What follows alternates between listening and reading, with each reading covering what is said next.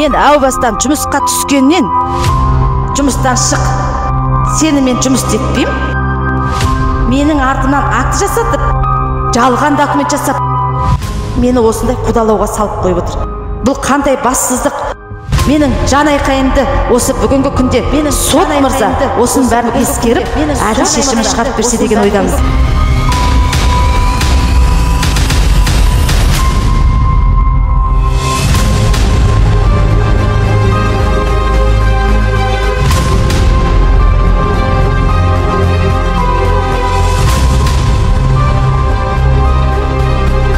Ассалаумағалейкум барша қазақ елі. Бүгін ерекше сапар болайын деп тұр. Олай дейтін себебім Қарағанды облысы Шет ауданына қарасты Кек ауылында орналасқан мектептің жанына келіп отырмыз. Менің қорғауымдағы Смағұлова деген азаматша осы мектептің басшысы қызметін атқарып келген осы желтоқсан айына дейін 2022 жыл.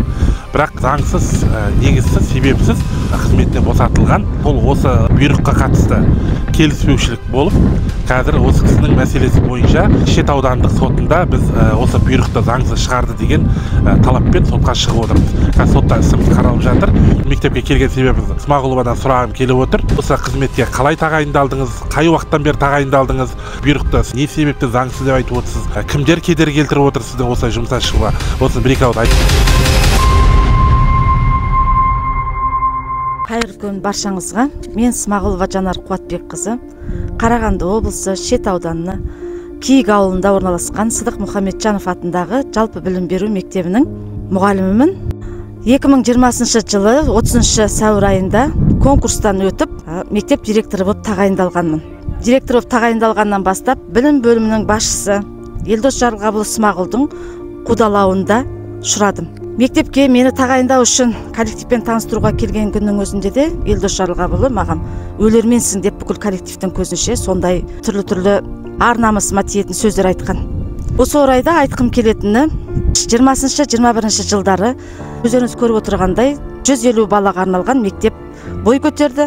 21 жылдың 30 желтоқсанында тәуелсіздіктің 30 жылдығына орай мектебімізді білім бөлімінің басқармасы, Қарағанды облысының әкімінің орынбасары, аудан әкімі және де білім бөлімінің басшысы Елдос Жарылғабылы қатысқан ауылдың тұрғындары мен мектебіміздің ашылу салтанатты рәсімі өткен болатын. Желтоқсанның 30-нан бастап біз осы мектепке кіріп, 3-тоқсаннан бастап біз осы мектепте оқып келе жатырмыз. Ендігі айтатын жаңағы шаруам, жаңа мектепке кіргеннен кейін бұл мектептің құжаттарының бәрі жасалмаған болатын. Және де осы орайда мектепке санэпидемзаключение СЭС-тің рұқсатынсыз бізге мектепке кіргізіп жіберген болатын. Былтырғы май айында осы мектепке СЭС-тан Мороз деген, Юлия Васильевна деген СЭС-тің басшысы келіп, тексеріс жүргізгеннің барысында мектептің санэпидемзаключение қорытындысы жоқ деп 700 мың теңге және де асфальттың жолы жауын шашынға байланысты және қыс айларында біткендіктен мектептің асфальт жолдары опырылып түскен болатын. Соған байланысты маған СЭС-тен барлық сомасы 800 мың құралатын штраф салынған болатын. Соны мен өзім білім бөліміне сұраныс жазып, санэпидемзаключение алу үшін хат жолдап, госуслугадан ақша төлеттіріп, сол документті жасаттым. Және де былтырғы еңбек демалысымда жеке адвокат жалдап, сол процесті ауданның көлемінде жеңіліп қалсам да, облыстық көлемде сол сотты процесін жеңіп, мен осы санэпидемзаключениені өзім жасаттым. Және де мектептің бүкіл техпаспортын, мектептің госактісін бәрін заңдастырып, жазғы еңбек демалысымда осы мектептің құжаттары менен мен бүкіл нәрсені өзім мойныма алған болатынмын. Елдос Жарылғабылы шақырып, бүкіл документтерді сіз жасауыңыз керек дегеннен соның бәрін жасап қойған болатынмын. Енді 22-23 оқу жылында білім бөлімінің басшысына жұмыс барысында барған кезде менің орынбасарым Кантеев Бақыт Әлкенұлы 23 жыл тәрбие завучының орынбасары болып жұмыс атқарып келе жатыр. Сол кісіні категориясы жоқ болғандықтан сіз о кісіні завучтықта алып қала алмайсыз. Жаңағы өзінің қызметіне завучтыққа оған сарапшы болу керек деген талап қойылған болатын. 338-ші бұйрықта соның аясында сіз Кантеевті лауазымға сәйкес келмеуіне байланысты сіз жұмыстан босатыңыз деп маған сондай тапсырма берді. Бірақ о кісіге бір сөзді айттым. Неге Кантеевтке сіз неге өзіңіз айтпайсыз? Бақыт Әлкенұлы бұрыннан бері келе жатқан адам, маған қазір о кісі қарсылық білдіреді осы жайында деп. Соны мектепке келіп Бақыт Әлкенұлына түсіндіріп айтқан уақытта о кісі қарсылық білдіріп, мені сен Смағұлова, мені завуштан шығаратын сен емессің, мені Смағұл шығарсын, білім бөлімінің басшысы деп сондай қарсылық білдіріп, кейін осы бойынша Смағұлдың Кантеевке сені Смағұлова құртайын деп жатыр, завуштан шығарайын деп жатыр деген оған қарсы әрекет жасап, сол бойынша Кантеевке арыз жаздыруға мәжбүрлеген. Кантеев жаңағы осы мектептің жаңа шатырдан су ақты, асфальты жөнделмеген, кабинеттері жабдықталмаған деген арыздарды жазып, оған 4 мұғалімге қол қойғызып, соның аясында біздің мектепке Қарағандының департаментінен ДКСО-дан кісі келіп тексергенде басқа нәрселердің бәрі анықталған жоқ. Арыз бойынша жаланың жабылған анықталған жоқ, және де осы кабинет үшін білім бөліміне мен сұраныс жазып үлгерген жоқпын. Сол ортада маған департаменттен директорлығым должностное лицо деп маған 140 000 теңге штраф салды. Ол қаулы шыққаннан кейін 1 ай көлемінде сол штрафты, айыппұлды төлеу керек екенін түсіндіріп айтты. Және де сол жерде жаңа мектептің бейін және жарғы документтерінің дұрыс емес екені, қазіргі таңда ескі мектеп бейіннің барлығы біздің ескі мектеп Ыбырай Алтынсарина 1 деген адресте тұрғандығы туралы, және де сіз, Жанар Қуатбековна, жаңа мектептің адресі Ыбырай Алтынсарина 1 строение Б деген адресте тұрғандықтан, сіз қайтадан мына документтерді, құжаттарды жөндеуіңіз керек деген маған ақыл кеңес айтқан болатын. Соны еске ала тұрып, 21 қараша күні білім бөлімінің басшысы Елдос Жарылғапұлына звондап, осындай мектептің құжаттары бойынша және де ДКСО салған штраф бойынша мен қалаға сұранған болатынмын. Ол сұранғанымды қазіргі таңда жоққа шығарып отыр. Екінші айтайын дегенім, сол штрафты барып төледім, және де оны ДКСО-ға апарып мамандарға бердім. Екінші Қарағандының юстициясына және барып сондағы Ендира деген ханымға көрсетіп, маманға, осы сізге бейінді алып келдім, мектептің бейінінің адресі дұрыс емес деген кезде, сіз бұл бейін туралы перерегистрация жасауыңыз керек. Сіз Қарағанды облысы әкімшілігінде орналасқан экономика басқармасының басшысына барып соғыңыз деп, сол жаққа мені жіберді. Кейін сол күні Қарағанды облысында әкімшілігінде орналасқан білім басқармасына барып, Баранова деген азаматшаға жеке кіріп, бүкіл бейінді, жарғыны, мектептің бүкіл құжаттарын көрсеткенде, Жанар Қуатбековна, сіз неге бұл документпен сіз келесіз? Бұл жарғыны сіз емес, білім басқармасы жасап, содан кейін маған қол қойғызуға, бекітуге әкеледі. Бұндай документпен сізге жүруге болмайды деп, ол кісі маған сонда ескерту бергеннен кейін, мен оның бәрін реттеп алдым да, штрафтың бәрін төлеп көрсеткеннен кейін, мен 24 күні ауылға келдім. Жұмысыма келіп, балаларымды бәрін қадағалап, сол орайда осы 22-23-24 күні іс сапарға баратынымды Елдос Жарылғапұлына ескертіп айтқан болатым. Және де сол күні бұйрық шығарып, бұйрықта мектебіміздің оқу ісінің меңгерушісі Кантеева Меруерт Жолдасбайқызына тапсырып, бұйрық шығарып іс сапарға кететінім бойынша, және де сол завучқа осы мектепті келісімменен бұйрық шығарып кеткен болатым. Сіз мен келгенше осы оқу тәрбие бүкіл шаруашылыққа сіз жауап бересіз деп. Ол келісімме дейін бар. Кейін 28 ноябрь қараша айында алқа отырысы болып, ауданда сол отырысқа кешігіп қалуыма байланысты мені алқа отырысына Елдос Жарылғапұлы кіргізген жоқ. Кейін мені 5 желтоқсанда шақырып алып, өз өтінішіңменен жұмыстан шық, арыз жазып бер, сені мен жұмыс етпеймін, жұмыс етуге ешқандай да сіз лайық емессіз, маған тағы да басқа да неше түрлі сөздер айтылғаннан кейін, мен мектепке 6 күн жұмысқа шығып, ауырып, больницаға түсіп, 20 күні мектепке келген уақытта Елдос Жарылғапұлы мен жоқта 21, 22, 23, 24 күнге акті жасатқан Кантеевке, сол актінің аясында мені жұмыстан шығарып отыр.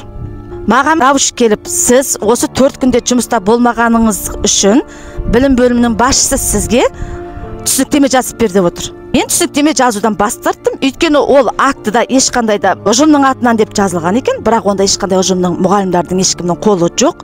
Содан мен бұл актыға қол қоймаймын деп. Енді өздеріңіз көріп отырғандай, мен әу бастан жұмысқа түскеннен Смағұлдың маған деген жұмыс етпеймін деген әрекетін біліп отырсыздар. Маған жұмыс етуге ешқандай мүмкіндік берген жоқ. Мені қудалауменен, мен өзімнің қалтамнан төлеп жатырмын штрафтарды. Жаңағы СЭСқа төлеген штрафтың өзін должностное лицо деп маған берген күннің өзінде, мен оны сотта жеңіп алған күннің өзінде, мен Карбанов Дархан деген адвокаттың өзіне 200 000 теңге төлеп, мен сол сот процесінде жеңіп шыққам. Енді мен мектептің құжаты үшін барып тұрмын. Мектептің қазіргі таңда да, мектептің бинында да, менен кейін екінші үй отыр қазіргі таңда. Сонда мектептің адресі әлі сол бұрынғы артымызда орналасқан Ыбырай Алтынсарина 1 деген адресте, ескі мектептің мекен-жайы ғана көрсетілген. Енді осында маған заңсыз менің атымнан түсініктеме жазып, маған тәртіптік жазалар қолданған. Оның бәрін сот барысында біз сондай нәрселердің бәрін анықтап белгілі болғандықтан, менің қолыммен жазылмаған түсініктеме, мен бұйрыққа қол қоймағанымды бәрін растап, сотқа осы бойынша ұйғарым шығарттырып беріп, бұл жердегі білім бөлім басшысының жалған документ жасатып, менің декабрьде жиналысқа шақырып өз еркімен жұмыстан шық деп отыр. Сол орайда кейінгі қараша айында өзінен сұранып, мектептің құжаттарымен бара жатқанды біле тұра, менің артымнан акті жасатып, тағы да жалған документ жасап, мені осындай қудалауға салып қойып отыр. Қазір осы жерге сөзімді бөле кетейін. Мына жаңағы бұйрық дегенді көпшілік халық түсінбеуі мүмкін. Бұл бұйрық бұған дейін бұл басшылыққа қатысты тәртіптік іс қозғау жөнінде бұйрық шығарған. Бірақ ол бұйрықты Смағұлова білмейді. Ол жерде екі бірдей бұйрық шығарылған, екі мерзімде. Және де ол жерде Смағұлованың атынан түсініктеме берілген. Яғни сол бұйрыққа қатысты өзінің жаңағы тәртіптік іс қозғалғанын білетіндігін, және де сол жерде өзінің жаңағы кінәсін мойындайтындығын сияқты соған тектес түсініктемелер берген. Бірақ ол түсініктемені Смағұлованың атын жамылып біреу жасағаны анықталды. Яғни екі бірдей бұйрықтың шыққанын Смағұлова білмейді, екі бірдей бұйрыққа қатысты түсініктеме жазылған, Смағұлованың атынан қол қойылған, Смағұлованың атынан түсініктеме жазылған, оны Смағұлованың өзі де білмейді. Оның бәрі жалған құжаттардың барлығы сот барысында анықталды. Қазіргі уақытта Смағұлова өзіне заңсыз, негізсіз бұйрық шығарылып отыр, яғни қызметінен босату туралы. Бірақ ол заңсыз екенін сот барысында іс материалды көргенде, бұл кісінің қолындағы өзінің 3 күндік іс сапарға шығу туралы бұйрығын көрген кезде, және де мектептің құжаттарын рәсімдеу мақсатында іс сапармен баратқан кезде өздерінің жарлығына сәйкес аудан орталығының білім басқармасының басшысы Смағұлдан арнайы рұқсатын алған, хабарласу арқылы ол рұқсатты өзі бергендігін сот барысында өзі растады, жоққа шығарған жоқ. Сөйте отыра заңсыз бұйрық шығарып, бұның жұмыстан қызметінен босатып отыр. Қазіргі уақытта бұл кісінің заңсыз бұйрық шығарылған уәжіне байланысты осы бұйрықтың күшін жоюға, қайта қызметіне тағайындалу үшін Шет аудандық сотында осы іс қаралып жатыр. Біздің іс сапармен келу мақсатымыз мына мектептің қабырғасынан бастап біз зерттеп барлығын анықтадық. Қазір Шет аудандық сотына барамыз. Осы істің мәні бойынша сотқа қатысамыз. Сот қандай шешімдер шығарады? Сот барысында біздің оператор қызметкерлерімізді, журналистерімізді кіргізе ме, кіргізбей ме, оны соттан рұқсатын сұраймыз. Егер рұқсат беріп жатса, кіргізу арқылы сот процесі қалай өтіп жатқанын барлығын жариялайтын боламыз әлеуметтік желіде. Сондықтан енді біз қазір бірауыз Смағұлованың өзінен білейік дедік. Қалай болған? Енді Смағұлованың айтуы бойынша әу бастан конкурс арқылы тағайындалған, яғни білім басқармасының бұйрығымен емес, конкурс арқылы өтіп келгеннен кейін қудалау басталып отыр. Яғни өзін тікелей басқарманың әрекеттерімен келмеген. Әрі қарай ісімізді сотта жалғастырамыз. Тағы айтатын нелеріңіз бар ма? Қайырлы күн баршаңызға. Біздер енді мына соттың басталғаннан бастап басында келе жатырмыз. Біз жалпы мына талап берген кезде біз жаңағы білім бөлімінің жалған құжаттарды сұратқан болатынбыз. О баста сотқа дейін танысу үшін, алайда жаңағы еңбек инспекциясынан да және білім бөлімінен де ешқандай құжаттармен таныстыру болған жоқ. Бұл талап арыз сотқа берілген кезде сот барысында анықталды. Біз жаңағы бұйрықтармен таныстық, және де бұл жерде еңбек инспекциясын берген жаңағы түсініктемелер бар. Соның барлығымен біз таныса келе жаңағы сараптама тағайындауды сұратқан болатынбыз. Алайда әрине сот қазіргі таңда біздің әрбір берген өтінішімізді қанағаттандырмай бас тартып отыр. Әрине бұған бір себеп, мына өзіңіз айтып өттіңіз ғой, жаңағы судья мен Смағұлдың арасында қандай да бір күмәндарыңыз бар екенін айтыңыз. Осы орайда айтып кеткім келіп тұр. Жаңағы Шет ауданының соты және де білім бөлім басшысы жақын араласатындар туралы, және де достар деп естуім бар. Смағұлдың жалдап отырған адвокаты бұрынғы Шет ауданының соты болған Алма Бакиевна. Сондықтан осы сотта, бүгінгі сотта да соттың дұрыс шешім қабылдағанына алаңдаушылық білдіріп отырмын, соны уайымдап отырмын. Өйткені біраз құжаттардың бір айтар кететін нәрсесі, келісім комиссиясын сол орайда айтқым келіп тұр. Маған бұйрықты 23 желтоқсанда мені жұмыстан босатады, бірақ Елдос Жарылғабылы білім бөлімі келісім комиссиясын 22 желтоқсанда өткізіп кеткен екен. Заң бойынша бірінші 20 күні мені жұмыстан шығарғаннан кейін 3 күн ішінде мен өтініш беруім керек екен келісім комиссиясына қарау туралы. Бірақ олар сот барысында сотқа дейін хат жазып, заңсыздықтың орын алғанын білдік, келісім комиссиясын өткізу туралы өтініш берген кезде білім бөлімінің отдел кадры Қанатова Елмира сізбен желтоқсанның 22 күні келісім комиссиясы өтіп кеткен болатын. Сол шешімін маған жаңағы электрондық поштаға жіберуден бас тартты. Ол кезде сізге тәртіптік жаза қолданған деді. Оны да бізге электронкаға хат жолдап, бізге сол бүкіл құжаттарды бер дегенде бермей, кейін соттың жүрісінде, сот процесінде ғана бізге сол құжаттардың бәрін берген. Сонда қараңыздар, ағайындар, мына жерде қаншама менің жазбаған түсініктемемді менің бұйрықпен таныспай, менің атымнан бұйрыққа танысы деп қол қойып қойып тұр. Жалған документ жасап тұр. Ноябрь айында мен сұранып кетем, желтоқсанның 20-сында, 23-інде әкеледі, артқы өтіп кеткен күндермен мені жұмыстан шығарып тұр. Келісім комиссиясы анау, сонда бұл қандай бассыздық, қандай әділетсіздік, бұл менің жан айқайымды осы бүгінгі күнде сот мырза осының бәрін ескеріп, әділ шешімін шығарып берсе деген ойдамын. Енді мен мына жерде айта кететін жағдай, біз енді сот барысында белгілі болғандай, заңсыз екі бірдей бұйрықтың шығарылғанын, ертеректе шығарылған, және сол заңсыз бұйрыққа түсініктеме, екі бірдей түсініктемені осы Смағұлованың атынан жазылған анықталды, белгілі болды. Қазір осыған байланысты біз сотқа жеке прокурорға қылмыстың құрамының белгілері бар болуына байланысты жеке ұйғарым шығаруды сұраған болатынбыз. Енді оны сот ашық қалдырды. Оны ұйғарымды шығара ма, шығармай ма, енді оған уақыт көрсетеді. Бірақ егер сот осы жерде қылмыстың белгілері бар, мынаны тексеріс жүргізіңдер деп прокурордың атына ұйғарым шығарып жібермесе, біз өзіміздің тарапымыздан прокурордың атына қылмыстық іс қозғау жөнінде мына жалған құжаттардың рәсімделген, осыны кім жасады, осыны анық-қанығына жету мақсатында шағымдар түсіретін боламыз алдағы уақытта. Ол соттың ұйғарым шығармаса да, шығарса, оны сот барысында көретін боламыз. Және де біз соттың енді жаңағы өзінің күмәндарын келтірді, яғни судья осы білім басқармасының басшысы Смағұлдың достары деп күмән келтіріп отыр. Және де сол жерде қызметкер болып судьялықтан зейнетке шыққан қазіргі қорғаушысы Смағұлдың судьямен бұрын бірге әріптес болған. Содан да күмәнданады, солардың барлығы ертең бұрмалаушылыққа салынып кетпей ма деген күмән келтіріп отыр. Енді егер де сот тарапынан осындай бұрмалаушылықтарға орнын алып, осындай заңсыз шешімдер шығаратын болса, оны алдағы уақытта біз апелляциялық саты бар, жоғарғы сот бар, конституционный соттар бар. Біз міндетті түрде халықтың алдында жариялай отырып, ақпараттық құралдарды пайдалана отырып, міндетті түрде шағымданатын боламыз. Оны ескертіп айтқым келеді. Біз енді айтқымыз келетіні, әділдіктің түбіне жетпей, бұл жерде қоймайтынымызды нақты айтқымыз келеді. Сондықтан енді мен ойлаймын, Шет ауданының соты істі қарап жатқан судья өзінің әділдік шешімі шығарады, біз әлі күнге дейін сенеміз, және де өзінің мына халықтың алдында берген антын адал орындайды деп тағы да сенім келеді. Сондықтан енді сотқа енді қазір барғаннан кейін сот барысын алдағы уақытта жариялайтын боламыз. Сіздермен бөлісеміз міндетті түрде.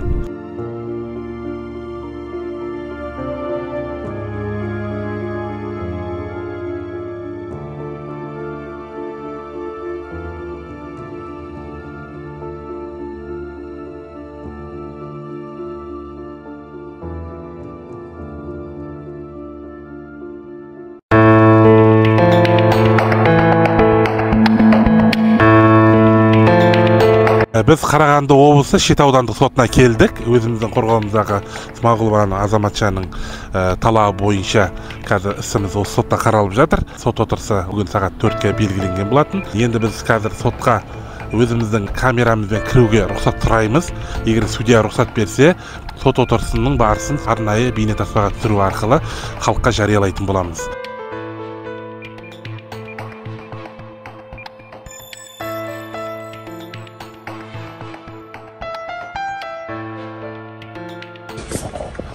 Мақсат Мұратұлы Есенов. Бұл бір судья ғой, е? Аха, бір судья. Бір жаңағы келесі сот отырысына бүгін қойып отырмыз, біз жарты сот Бұның себебі бар, ол себепті тарда сот барысында тағып. Сол бойынша сұратып алдық. Бұл жерде сағат көрсетіледі ме? Онлайн режимде сұраймыз. қойып, егер оған да дұрыс жауап бере алмаса, ары қарай бұл сұрағы болмайды. Бұнда көрсетілген өзінің жаңағы жұмыскердің құқығы бұзылғаннан кейін, яғни бұзылу туралы жаңағыдай бұйрық шыққаннан кейін жұмыстан босату туралы болсын, сол бұйрықты табысталғаннан кейін барып, қолына табысталғаннан кейін барып, келісім комиссиясы шақыртылады деген. Яғни бұйрықты біз 23-ші желтоқсаннан алып тұрмыз, не себептен келісім комиссиясы түсінбеген сияқты, иә? Комиссия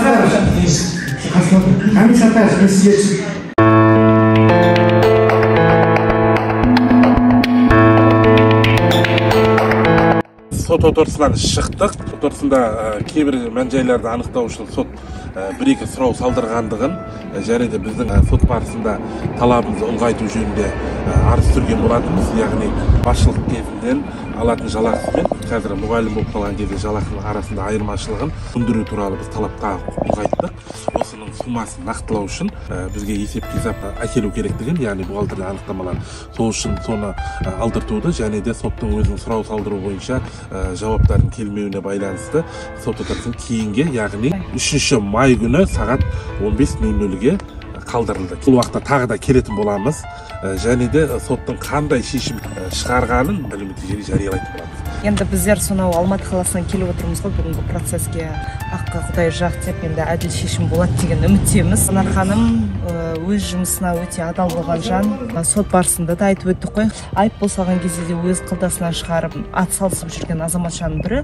Сол себепті біз ойлаймыз, енді келесі сот отырысы әділ, оңтайлы шешіледі деген үміттеміз.